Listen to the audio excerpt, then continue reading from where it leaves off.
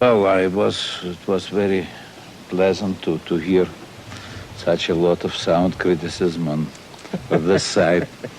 Time not on Soviet Union, but on United States and Great Britain, and I share it, and I could add some things to it as well. But we have our concerns here, and a lot of things are being done. Here we are not completely satisfied. And I think when you speak about the right to oppose, well, we could rephrase it, the right for criticism, which is cherished in our country. I think it is very important, and we consider it to be very important. But at the same time, I don't think it is enough.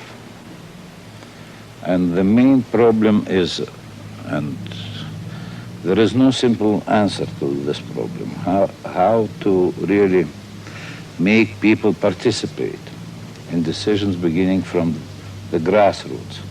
Of course, I have some grave doubts on how it will be done in the United States, how, for instance, the steel worker can influence the major decisions of U.S. Steel, or even editorial policy of Washington Post. But I see certain search for it here in this country, and I think it's a very sound development.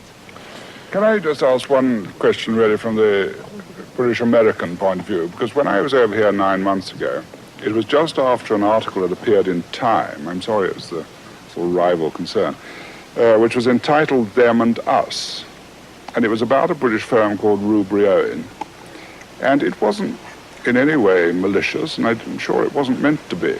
But what it described was a situation in a medium-sized British firm, which it described how the chairman and managing director, which was originally a family business, lived in his very nice Tudor house, and his children were taken to prep school in the mornings in a car, and how he had his recreation at weekends and so on.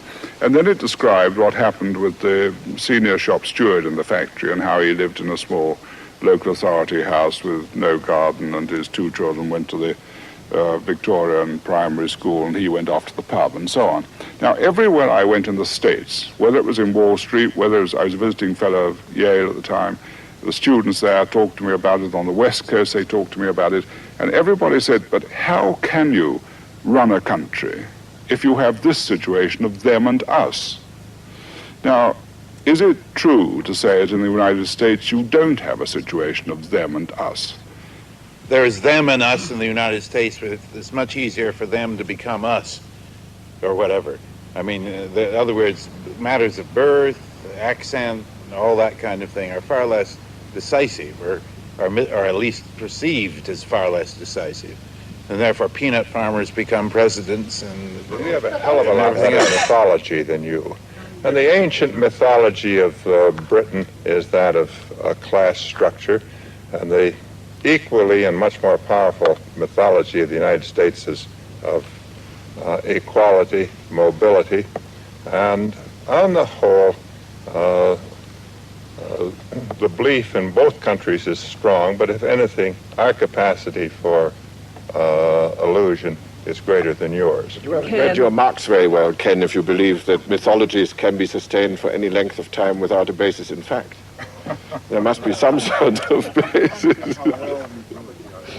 Well, there's a little mythology everywhere, and I certainly wouldn't deny that. The important thing about this discussion is that it seems to me, we all recognize that there is a problem of ensuring that the ordinary factory hand, and whether it's a man or a woman, and the person in the street should have a say. And we should encourage this participation. It's how you do it, how to have some form of continuous association, either in the streets or in the factories, that we need to look at and develop. And I think in the factories it becomes very much a question of the trade union operation.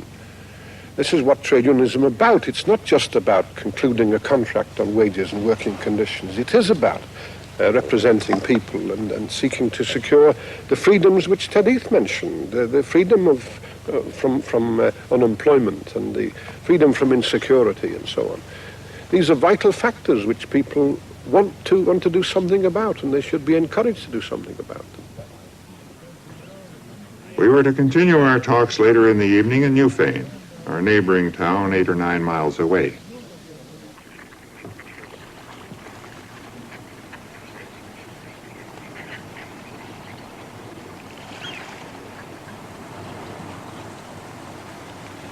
Newfane is the prettiest village in New England, which means the United States. It has also 2 superb inns where most of our guests were housed. Never before had it had such a concentration of cabinet ministers and former prime ministers, and in the finest Vermont tradition, no one paid any particular attention.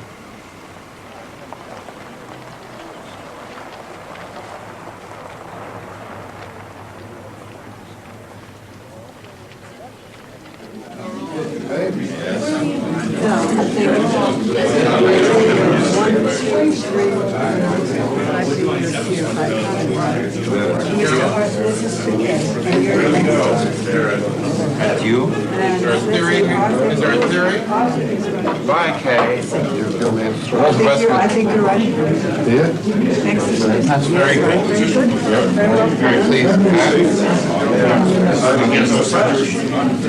I hope before you leave this country, you will get a book. Victor Ruther is writing. Victor? It's called The Brothers of Ruther. He ought to send it. There's probably an art in arranging dinner guests, but it can't be as recondite as my wife makes it appear. She leaves a place down at the end of the table for Henry Kissinger, who, of course, was Secretary of State when we had this meeting. Henry is being disciplined for arriving late. I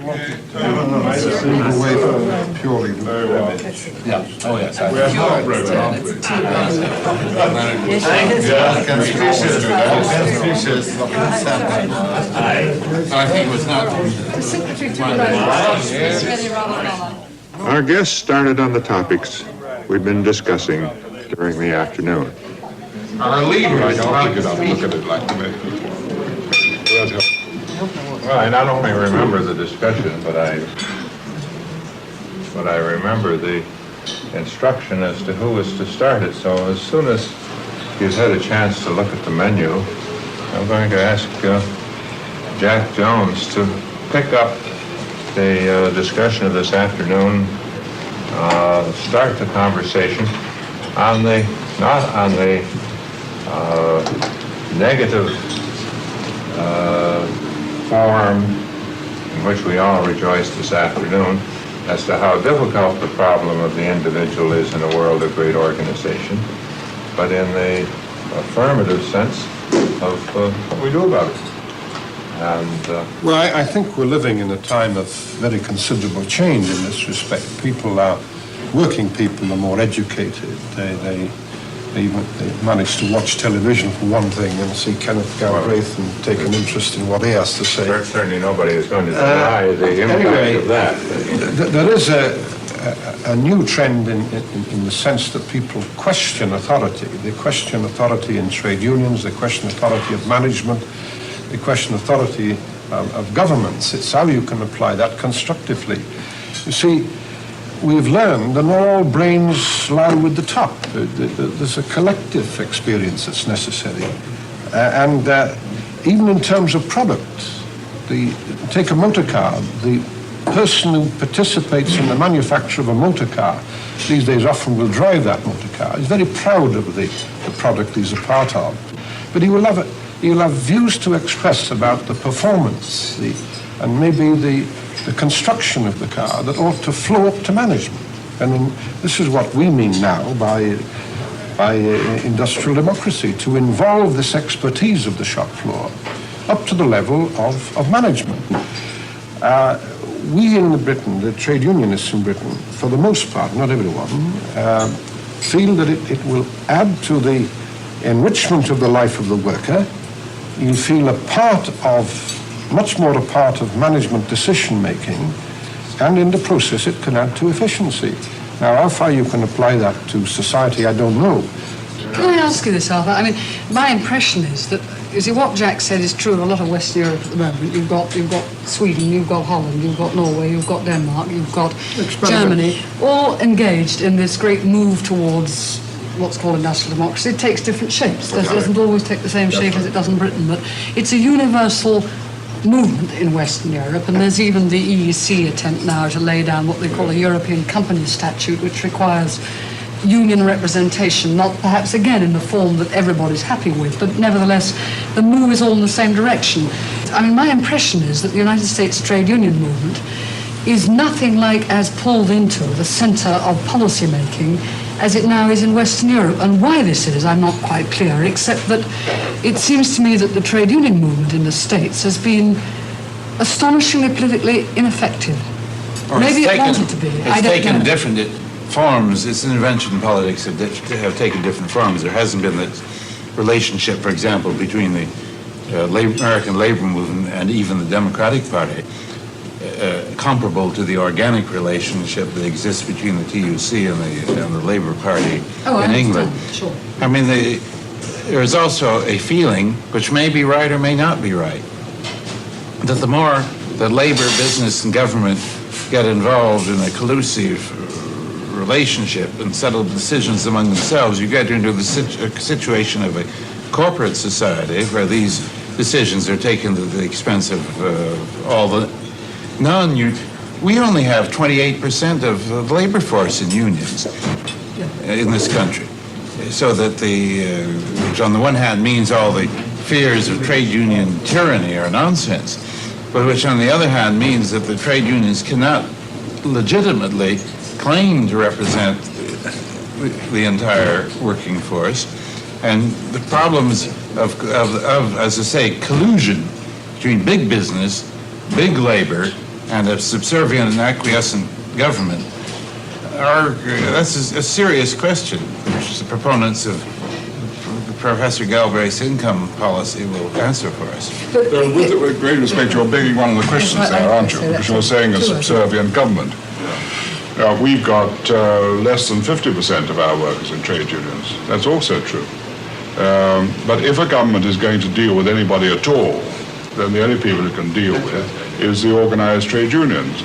But in doing that, and in dealing with employers, then it has got a responsibility to represent the consumers, as we said earlier on today, but also all of those people who aren't in fact in unions. What worries me more than anything is how do we create a situation in which the individual who's got the initiative and got the incentive will in fact do things for himself. Now you asked me about the individual, and that's the thing which most concerns me today. This comes down as a practical matter to how the small firm, the independent entrepreneur, can make his way against the large enterprise, or against the... Or how the worker can be sure to get a job. Or the... Yes, and against the bureaucracy, and against the tax system, and against all those things which discourage him from doing it at this moment. Against every sort of planning regulation, against every sort of restrictive practice, against every sort of activity. I mean, the first consideration is a job, Ted. Huh? How do we ensure that everybody has the right to a job? Yes, but that is an allied question, because if you have individuals who get the opportunity of doing this for themselves, they create jobs for other people.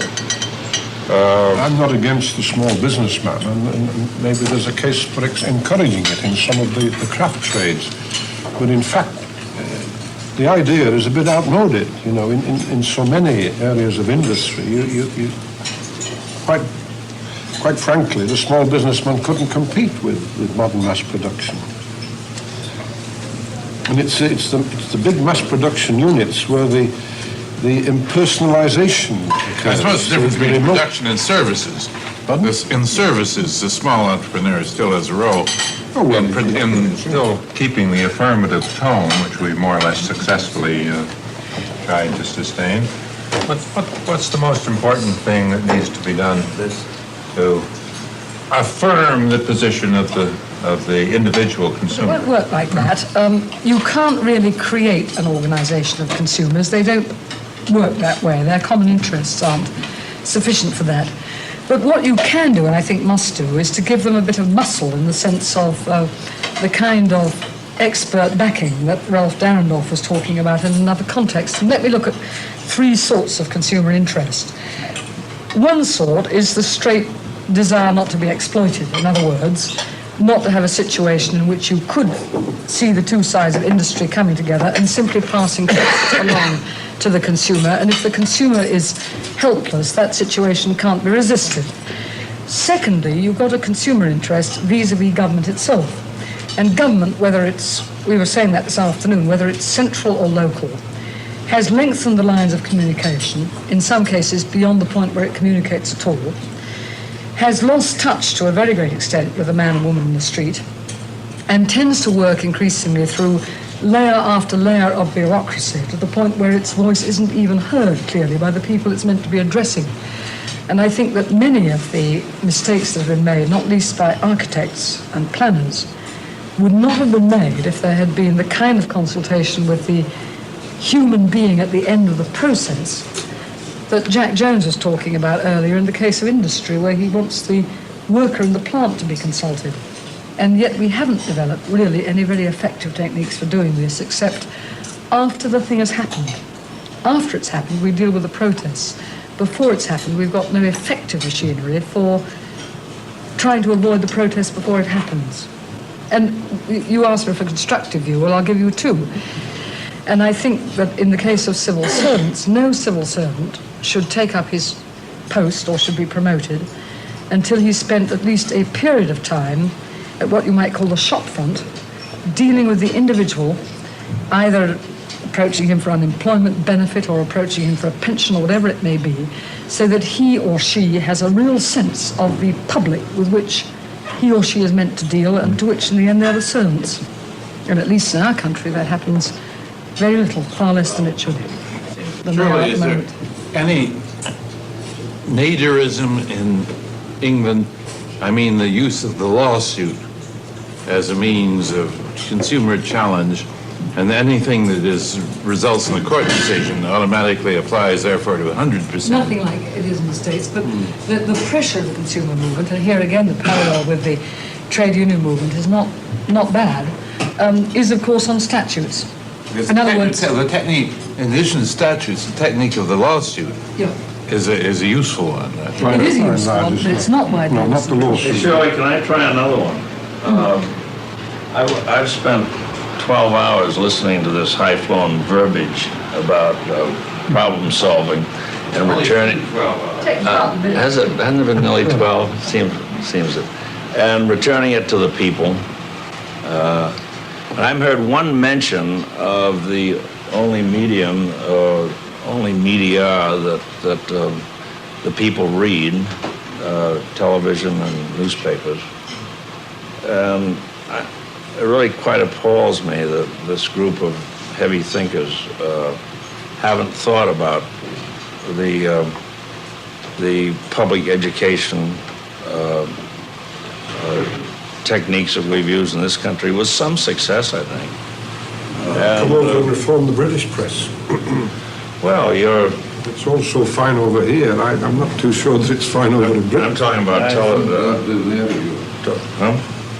No, it's my personal observation. I don't think the British press, however bad it can be, should learn very much from American press. I think that's right. What's your problem with the American press? Oh, we have a lot of them. For starters. Well, many political things, how they were handled.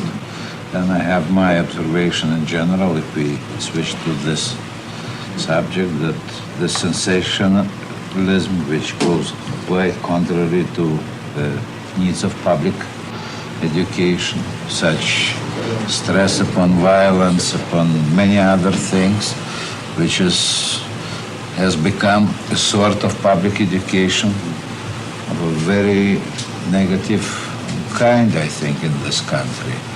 And although there are exceptions, there are good articles, some papers, but if you take it as a whole, especially, well,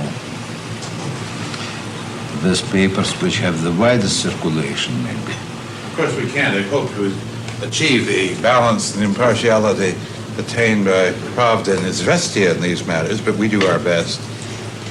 Well, maybe you should learn a little bit from them as well. Can I ask you a question? I mean, you've got a great tradition in the States of what used to be called muckraking journalism, and I suppose at the highest level one might describe the Watergate business as the very highest kind of muckraking journalism. I mean, in a sense, the press became the loyal opposition over that. What I want to ask is, at what point does the press have a greater responsibility towards matters that are crucial to the well-being of its society, or does it always have a greater responsibility to its readership to give the readership what it may want? Well, I think it's one of the most interesting problems the press has is what is its role in society. And I think that there are certain things we can do and try to do, and certain things we really probably can't and shouldn't, because there are limitations to what we can do. And there are limitations of time, of space, of the degree of sophistication of the reporters that are handling these subjects. And there are all sorts of constrictions. Walter Lippmann used a very good phrase once. He said, he was making the point that the press couldn't replace institutions, that its obligation was to inform as best it could, and that by doing this, it was in effect what he called a restless searchlight in the dark, illuminating here and there. That if you call attention to problems in an intelligent way and get the facts to people, that then institutions do really have to take over. And I would say that the Watergate instance is an instance of that, because what the press did was to keep the issue alive while the institutions were not working. Incessantly. Nice to see you. Good to see you. Secretary Kissinger is arriving. Yes. You know, cook it fromage. Nice to see you. Well, we have yes, this man? Ted. Nice to see you. Nice to see you. You know that. Off you come. Hello. Nobody's leaving. Yeah, it's nice to see you. Hello, I haven't seen you in ages. This is Cecilia. Yes, I've eaten them. You can now arrive clearing. Well, Secretary, there's been a... Orientate towards the sun. We thought you would be lonesome if you didn't have some television cameras. And so you will not be lonesome.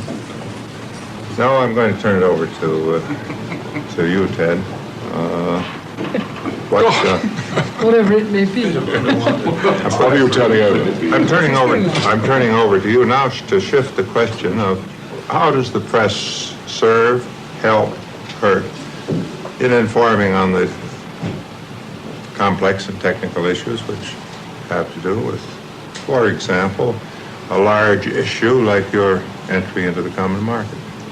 The last time I spoke on this subject, Kay Graham walked out. Henry, I hate to tell you, I don't even remember that. I think you made it up. You had a dinner party, but I didn't know you did. I think that we've been arguing about the press in various aspects and so on, and the media as well.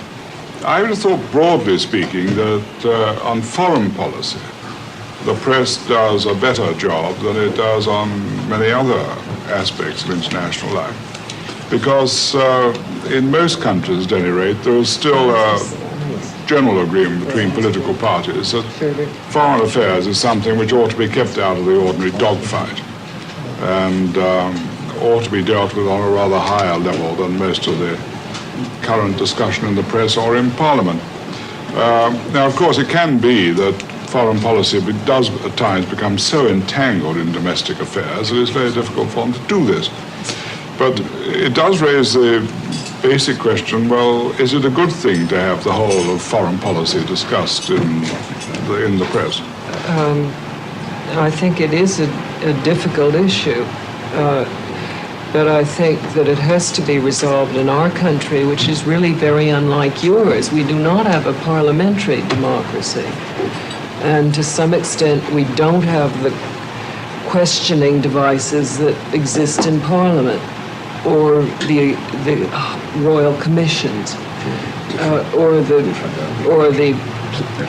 the devices you have to question the government, or in fact the ability to make the government fall if the people want to. So you have to start from the fact that we have a different problem.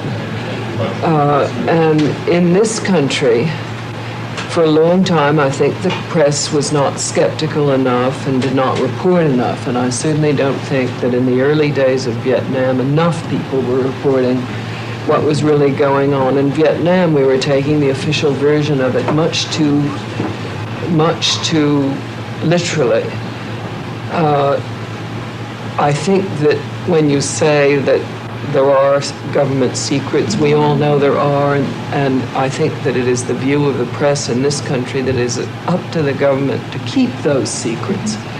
But that once one of them leaks, that it really does much more harm than good to then say we want to get it back, and you all have to agree not to publish it.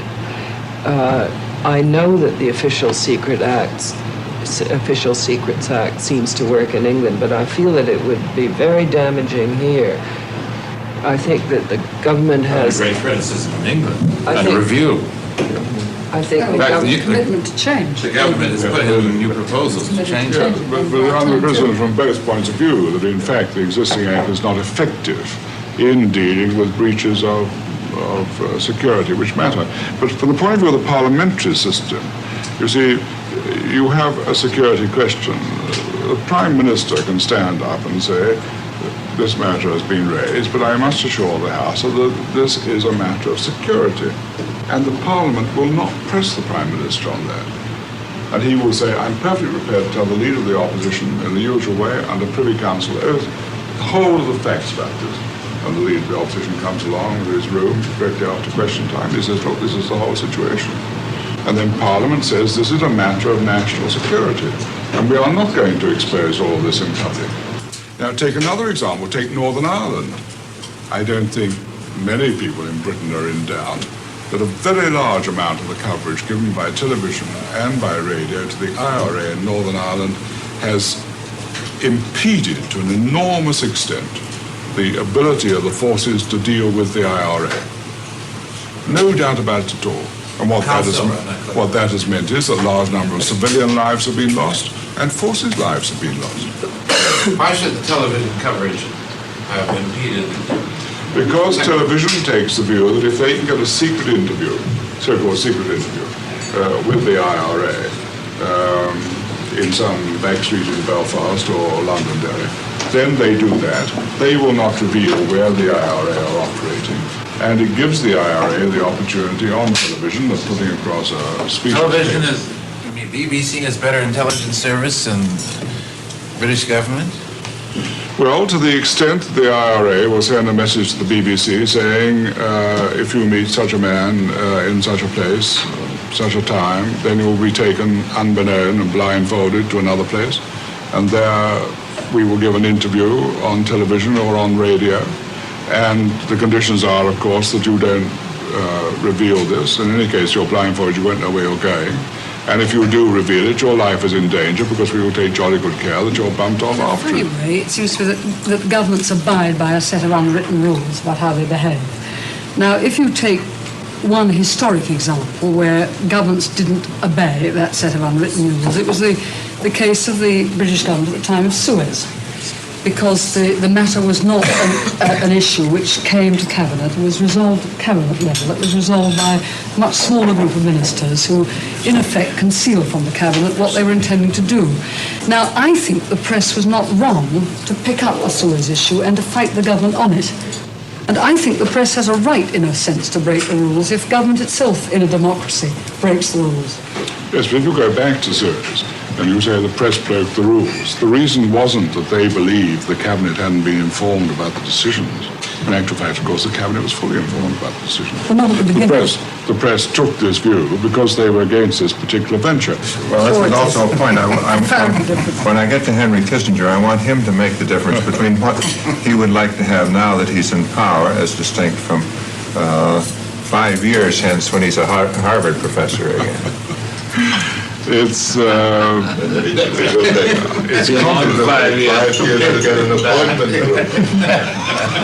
complicated from the point of view of analysis. And I think the first part you have to divide up is the defense foreign affairs aspect from the domestic aspect, insofar as you can have that division. And here, I think you are dealing with confidentiality as compared with what I would call security. Now, on confidentiality, I take the view that a government is just as entitled to be able to discuss policies with its administrators, with the civil service and its colleagues, as any other organization in the country is. Now, I do not find that the press accept this.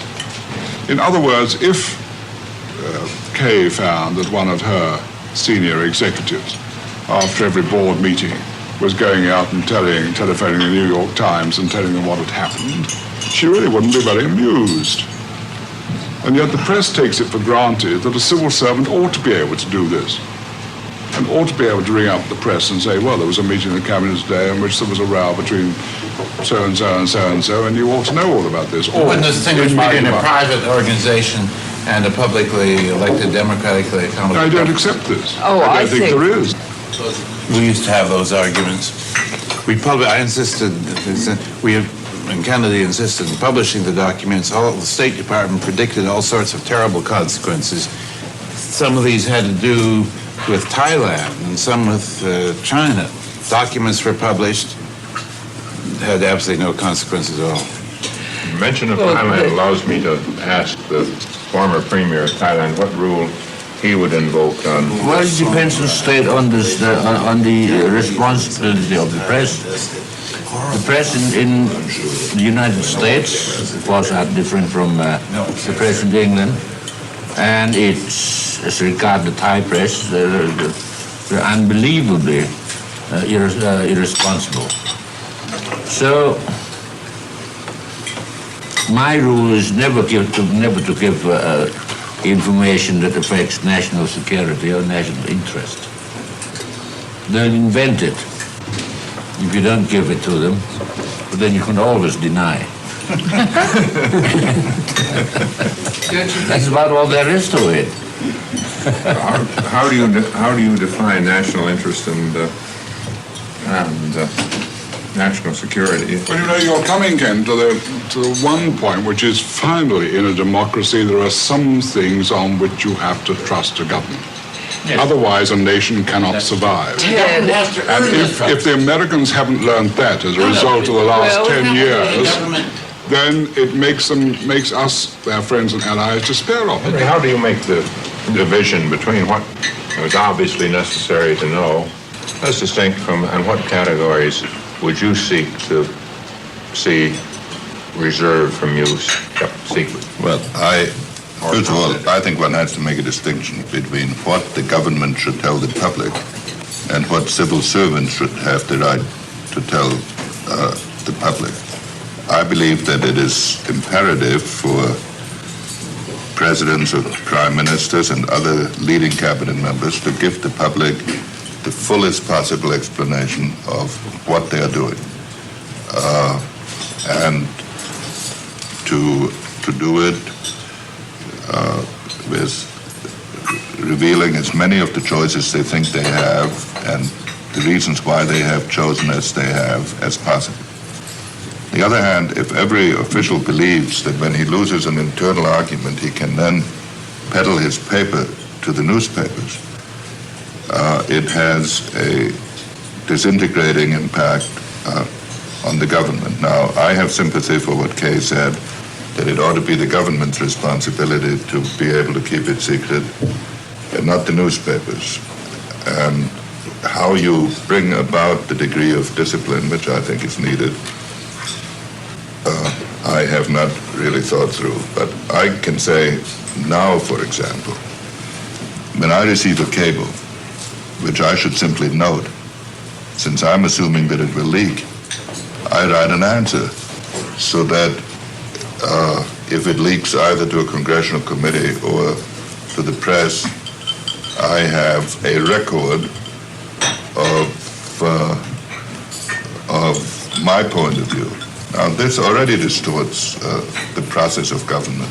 People ought to be able to communicate with the Secretary of State without engaging in an endless internal debate.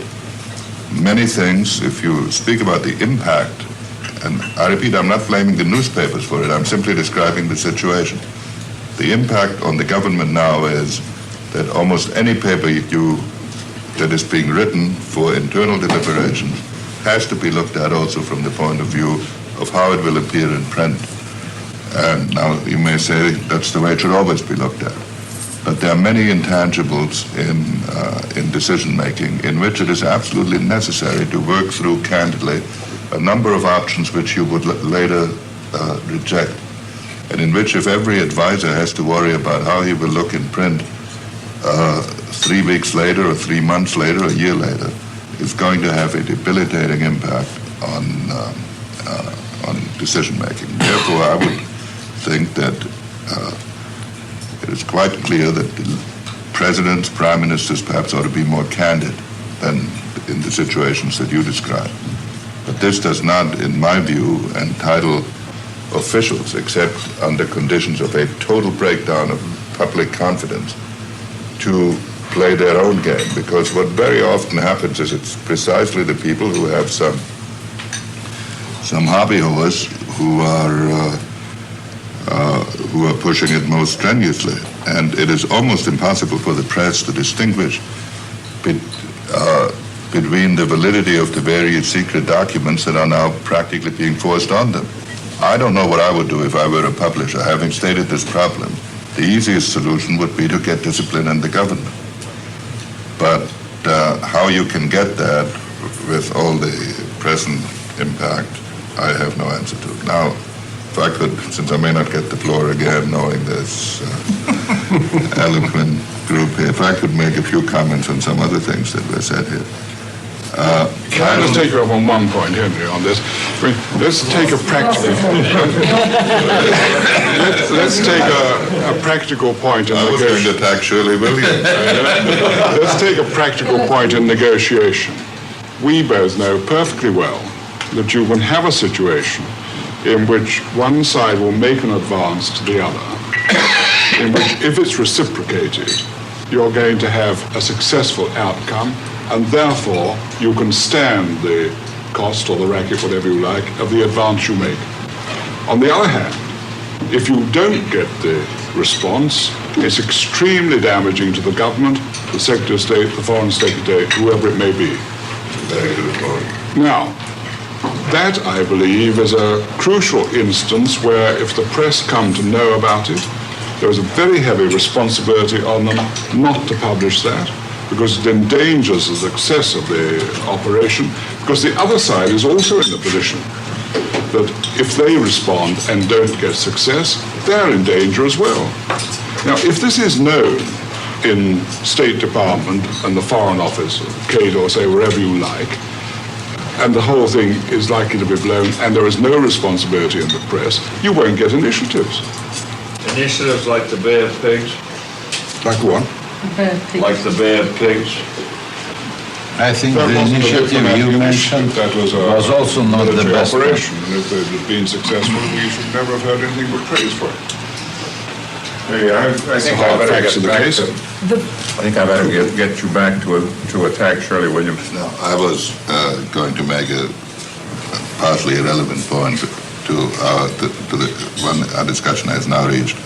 I don't believe that the intelligence investigations necessarily prove the influence of the press one way or the other. With respect to a point that Kay made on the Pentagon Papers, I think the government got itself into a hopeless position when it was forced to defend the secrecy of individual papers that extended over a period of years because it was quite impossible to demonstrate in any individual case the secret aspect of the paper. In fact, the mere requirement of forcing the government to prove why something is secret and thereby revealing the secret will make the government most reluctant to contest the case.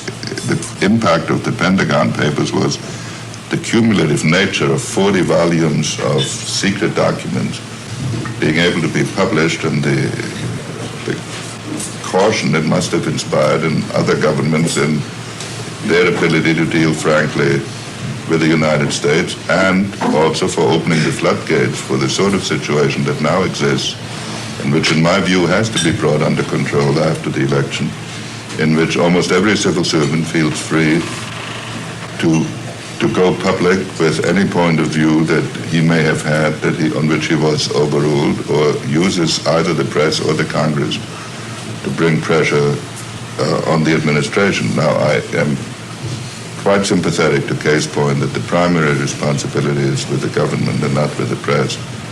But the consequences in the foreign policy field, I would agree with Ted. Would you not also say that the government itself releases confidential documents when it wants to sell its point of view quite often, Henry? And would you reserve the right to the government to use them when they saw fit, but not to the right of the government's opposition? Well, I think